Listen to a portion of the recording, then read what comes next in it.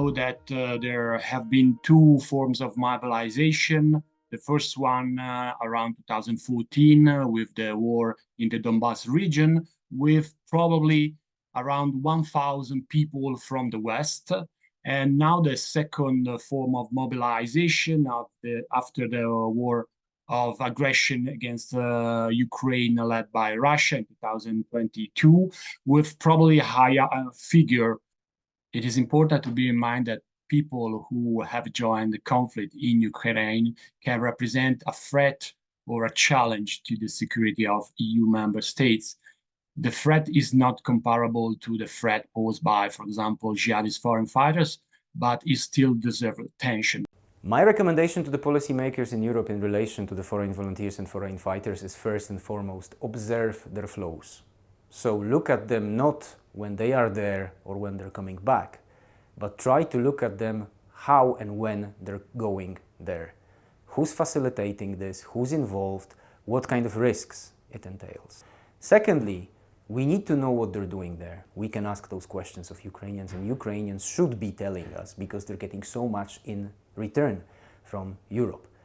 And the third part is, we obviously, when they're coming back, we cannot over-securitize the response. As we've seen, the ones returning after 2014, they didn't do terrorism, but it does not mean that locally they might not be a problem for social services, for the police, for medical services, and we need to make sure that we stay on top of that.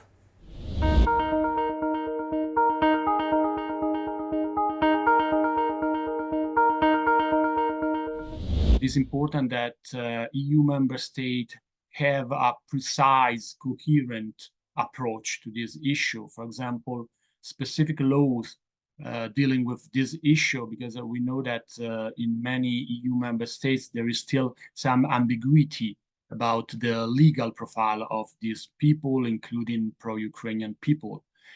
And it is also important to tend to include this issue in PCV programs and initiatives at the national level. And finally, it is important to reinforce transnational cooperation among EU member states and other states or international organizations, including the sharing of information at the transnational level.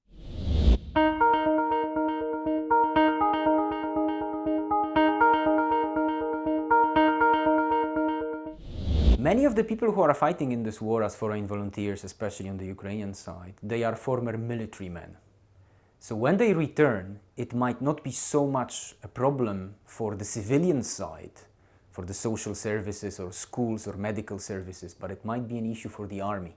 It's their men, it's their former men, and they have certain connections with them. And perhaps it should be their old colleagues, other veterans, who would be the ones greeting them, who would be the ones reintegrating them or helping to reintegrate them into the society.